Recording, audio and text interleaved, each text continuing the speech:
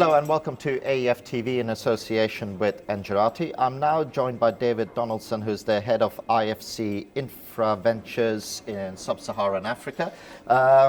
Firstly, David, welcome. Thanks for making the time.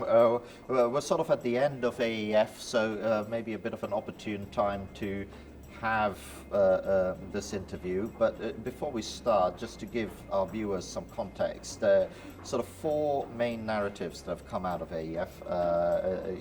Ministers looking more across the entire value chain, so not just generation but evacuating power. The regulatory piece has come up again, but not in terms of frameworks, it's more about the implementation.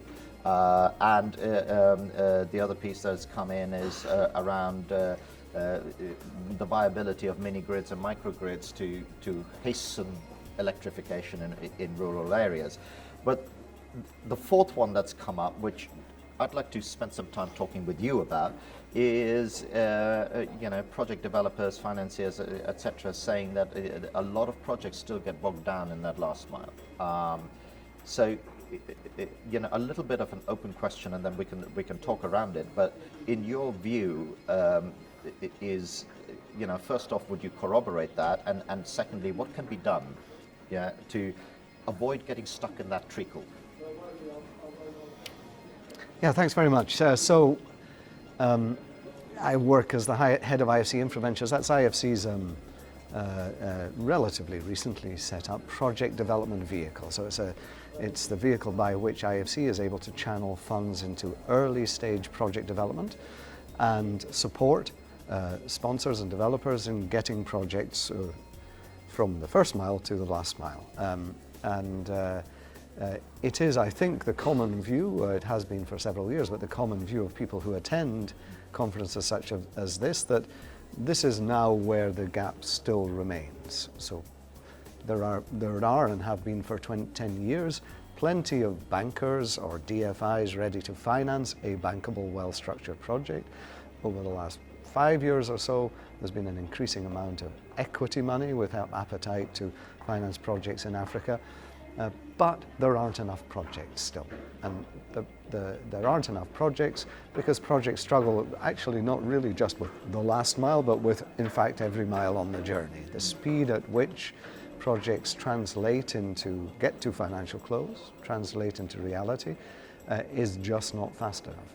On our side, for example, an average project development life of 3-4 years more is probably what we're looking at. And in 3 or 4 years or more, an awful lot of stuff can happen. So time is risk in the project development business. The longer it takes, the more likely it is something's going to happen to derail it. What can you do to shorten that? So we don't have a magic bullet, because if we did have, frankly, we wouldn't be having this conversation, and you wouldn't be having 2,000 people having intense conversations around the seminar. You've got to know what you're doing, so you've got to work with experienced partners. You've got to be able to put your hand in your pocket and find enough resources at the early project development stage to spend on project development. You've got to have the appetite for the inevitable failures, so you're not going to succeed half of the time or worse. So you've got to be able to ride with that. You've got to have the capability to be able to deal with every aspect of the project development. You've got to have the ability, or be able to mobilize the ability to finance the project when it does get towards the end. And we're very lucky within IFC, we have all of those things. And then you've got to have the trust of your partner government, essentially, because governments are inevitably in infrastructure involved in the process, and that's the tricky bit. And it's not just kind of personal trust and trust that you're doing the right thing, but you have to be able to convince the government to stay the course, not to get deflected by an election, which in 3, 4, 5 years is almost like certain to come through, or political pressure, consumer pressure, tariffs, etc. So you've got to have the ear of government, and government has to believe you're doing the right thing for the country. And so just listening to that, you can kind of understand why these things take the length of the time that they do.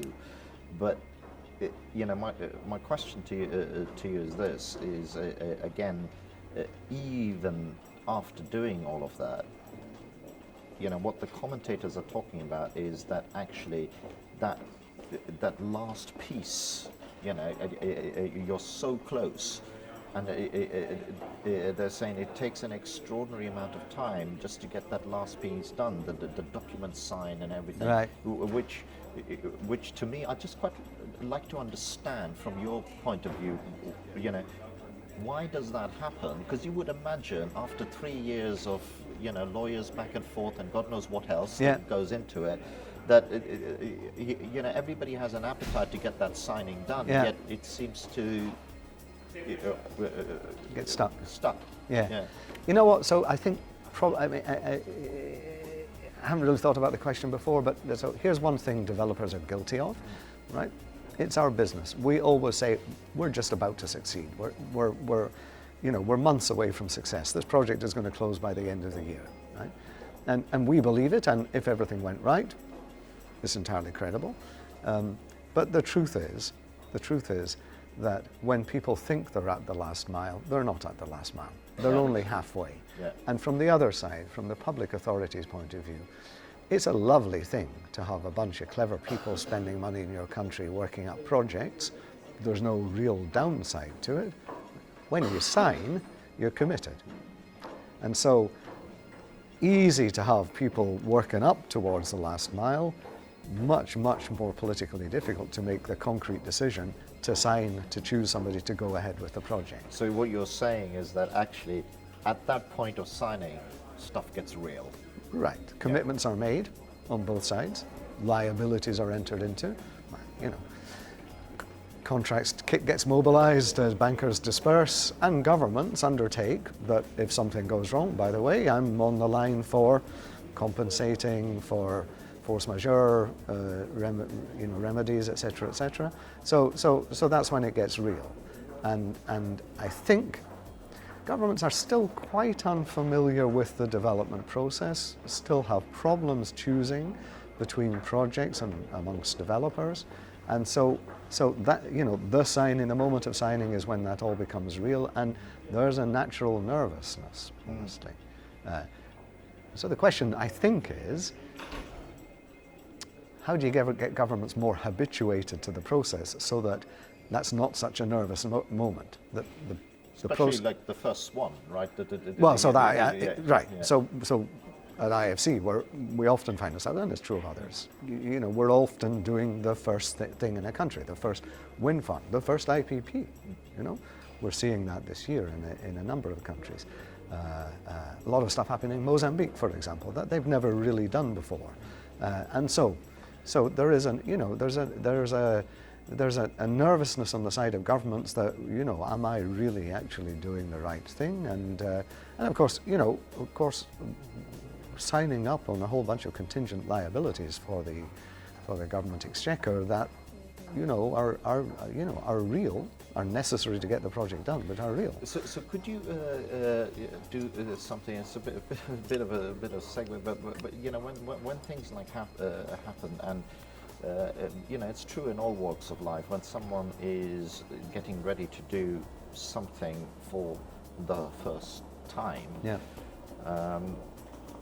in normal life, you surround them with a support network that helps them through that process.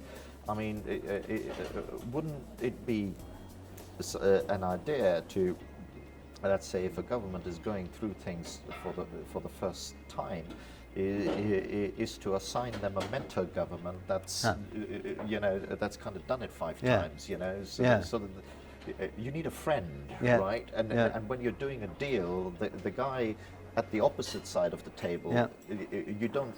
It's very hard for you to believe that they're your friend, because you're doing a deal with them, So I mean, I completely agree with you. So there are 2 or 3 dimensions to that. So first one is, so governments need professional advisors, experienced advisors, right? And there's often a nervousness there. They're often very costly, though the truth is, out there in the world, there are a whole bunch of facilities able to pay for that.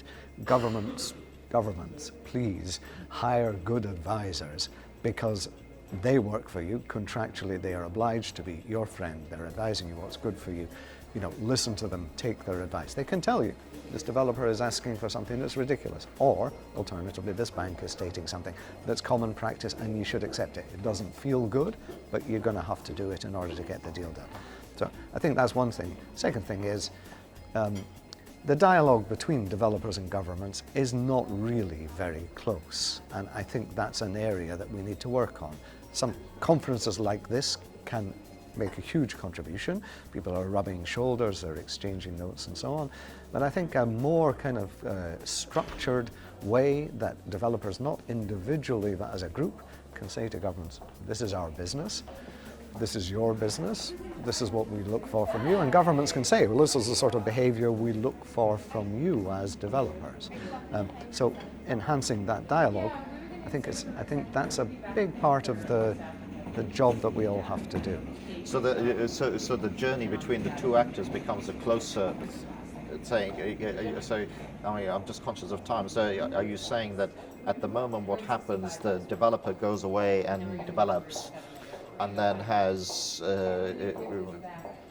periodic or occasional check-ins with the government, rather than... And it's typically when there's a problem, right? So a series of touch points, and the developer comes back and asks the government something, you know, to the government's eyes potentially outrageous. You know, I've got a problem with, I don't know, you know, this landowner or that environmental aspect, I need your help. And the government, so why should I get involved in that? Why do you need my help? Is this normal?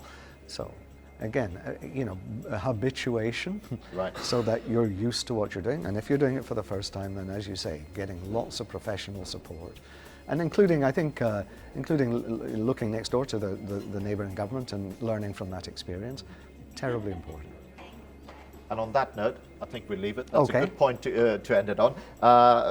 David, thank you very much for taking the time. I think you've actually brought to life some of the human aspect of why these things take. It's not always stuck in the mechanics, right? It's all people. It's all really, at the end of the day, about people. Thanks very much indeed. Thank you. Thank you for watching as well.